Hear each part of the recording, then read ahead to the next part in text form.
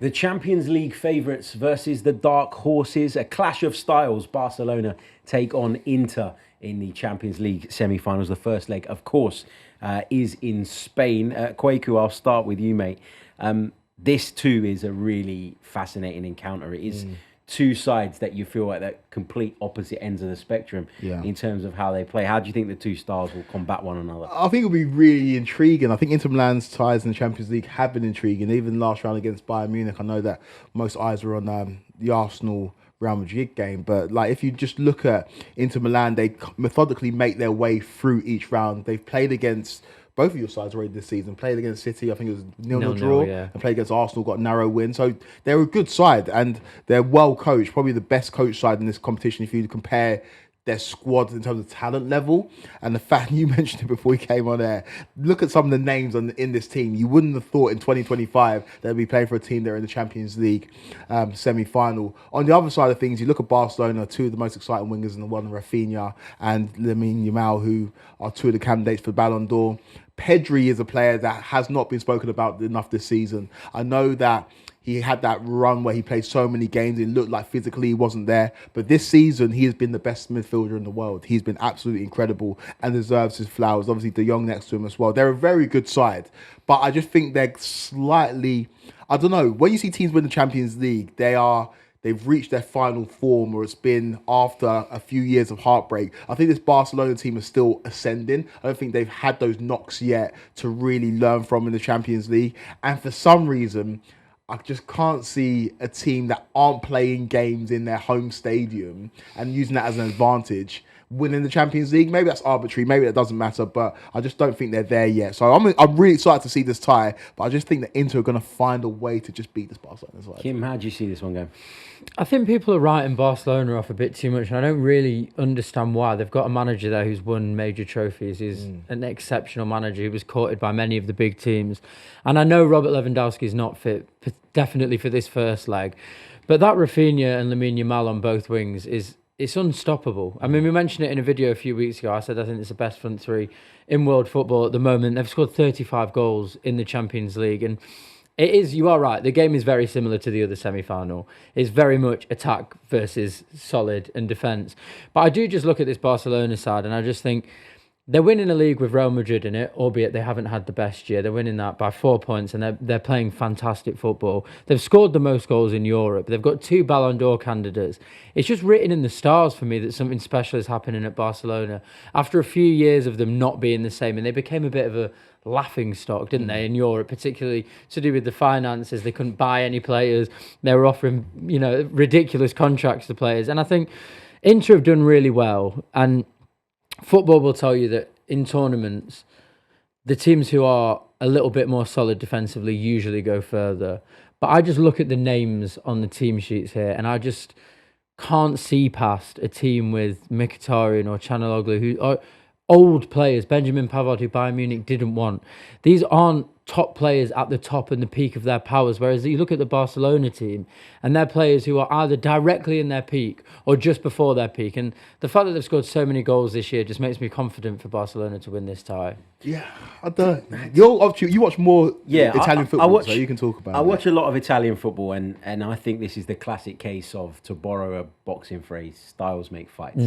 I think, and why this is so interesting is because if there's one team in the Champions League that are more than comfortable in their own skin when asked to just sit back and soak up and play on the break, it is Inter, right? That's what they're built to do. They're built to be solid. They're built to play with the 3 centre-halves. Dumfries and DiMarco get through a hell of a lot of work at right and left wing-back. They've got a really good partnership sort of working between Thuram and Martinez in attack. And Barcelona are this fantastic free-flowing side, but if there's one manager and one coach in Europe right now that probably knows how to put the spanner in the works there, if it's not Diego Simeone, it's Inzaghi. So I look at that and I think that Inter have a chance as a result. I agree with Kim. I wouldn't write Barcelona off. I think they've got so much talent. They've always got to be in contention. Factor in that the second leg's at the San Siro as well, which I think works in Inter's favour. And I just think this is as 50-50 as you can get in terms of a tie. What I will say about Inter is, in the last few weeks, they've started to look a little bit leggy. And I think Inzaghi, as great as he is, he's got this kind of obsession of like, we have to win everything that we play in.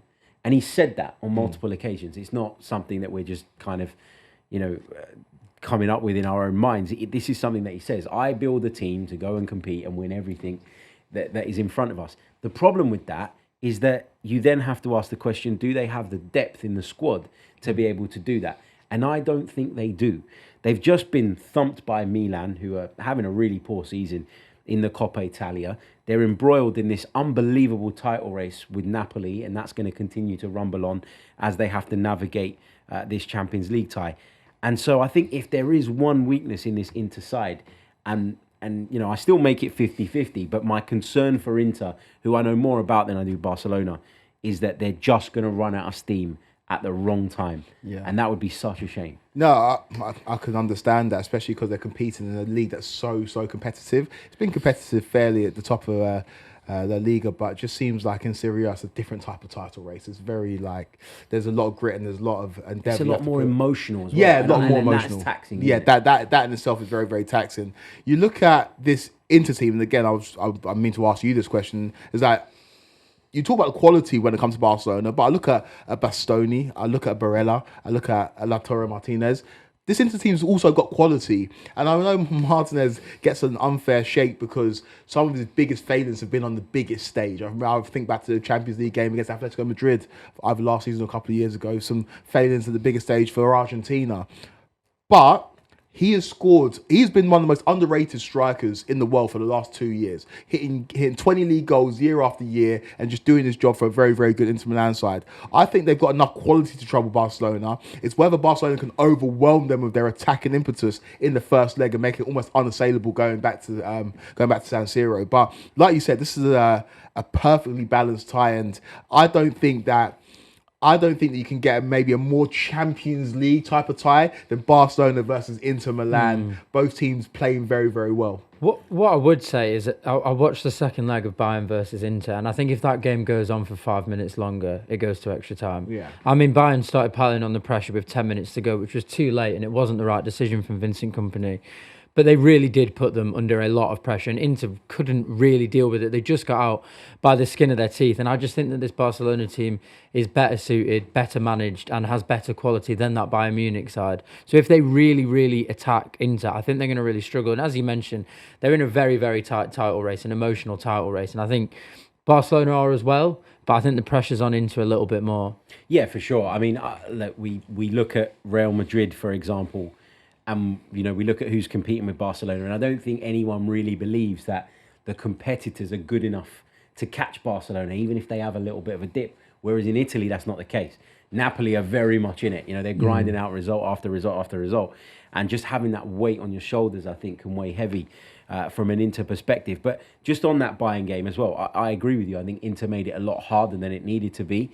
Bayern have got a lot of injury problems at the minute and are not in the best shape, and so I was surprised that Inter made such a dog's dinner of it in the end. I mean, they got through, but also you look at Barca and you know what they're going to do, right? They're going to come out and they're going to attack you, and they're going to try and play their way. And if they get their noses in front, for me, it does not suit Inter one bit to have to go chasing, even at home, even at San Siro. That's not what they want. They don't want to have to deal with that particular issue. So I feel like, yes, we know what Barca are going to do, and Inter will look to counter-attack as a result of that.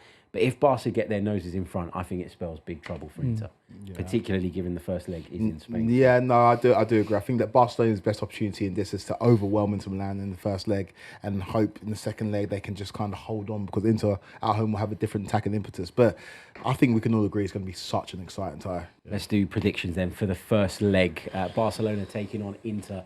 How do we think it will go? Barcelona win the first leg 2-1. I think Barcelona win the first leg 2-0. I'm going to go Barcelona 3, Inter 1. And I think that would be too much for Inter to turn around. Hey, it might be set up for that Arsenal-Barcelona final, repeat of 2006. You never know. Let us know how you think this one is going to go in the comments section below. Another cracking Champions League semi-final. Get involved in the comments.